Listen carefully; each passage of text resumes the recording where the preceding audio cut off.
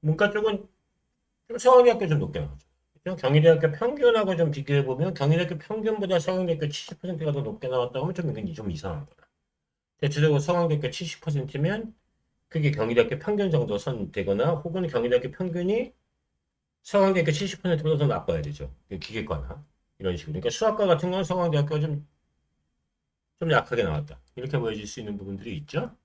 그래서 이런 식으로 한대, 서강대, 경희대 이렇게 놓고 봤었을 때 모습들 같은 것들.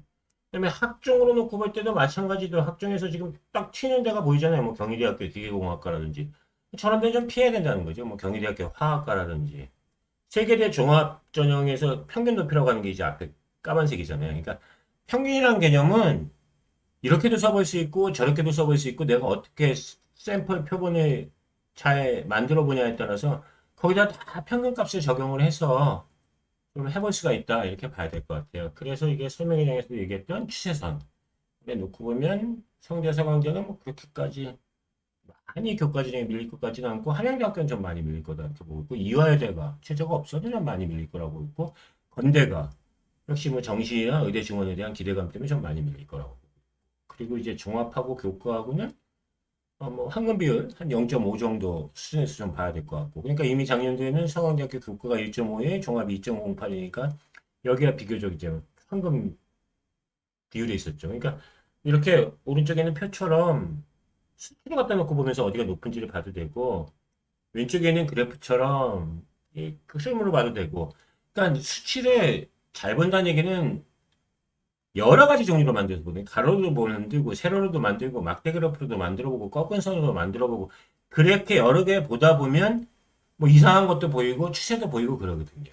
그래서 그런 거 좀 하셔야 된다라는 생각이 들어요. 이거 어느 대학이나 다 돼요. 제가 경희대학교, 뭐 숭실대학교 비교도 하고 경희대학교 건재도 비교했지만 인하대학교 하나만 놓고 봐도 교과 쪽에서 제일 높았던 데가 어디냐? 생명과학과. 제일 낮았던 데가 어디냐? 정보통신 2024년도. 2023년도 어디냐? 생명공학과. 여기 있었잖아요. 20등에 있었으니까 2023년도는 1등이 있었겠죠. 그쵸? 맨 마지막이 조선해양이었지만 공간정보, 사회인프라공학과. 그럼 이쪽 왼쪽에서 2024년도에 또 위치한 데가 있을 거 아니에요. 공간정보 올라갔잖아요. 25등에서 16등으로. 그러니까 이게 평당평당은 굉장히 좋은 법칙이라는 거죠. 그러면 24년도에 이제 학종 평균, 그러면 학종은 비교적 정배열이란 말이에요. 학종은 정배열이라는 게 뭐냐면 자기가 가고 싶은 데가 입결이 좋게 나와요. 그러니까 실제로 평균이 어떻게 나오든지 간에 일반 고드 기준으로 놓고 봤을 때 중심값, 최빈값이 나온 자리도 어떻게 보냐면 그거는 선호도 되는 거예요. 그러니까 인하대학교 놓고 볼 때 뭐 학원과, 간호공학과, 생명공학과 이런 데들이 학종 평균이 저렇게 높게 나오는 건 당연히 좋은 거고 반도체 공학과는 평균값으로 뽑을 때는 저렇게 나올 수 있지만 저보다 약간 좀 높은 거. 컴퓨터공학과, 전자공학과, 그 사이 정도 어딘가 있어야 되는 거 아닌가 이렇게 볼 수 있는 거고 그러니까 조선해양이 23년도 교과에서도 최저이지만 24년도 학종에서도 최저가 될 수밖에 없는 거고요. 사실은 2014년도뿐만이 아니라 계속 그렇게 약하게 나오는 게 맞아요. 학종 쪽에서 놓고 보면 그런 식의 정배열들이 나온다. 이렇게 봐야 되는 부분들이 있죠.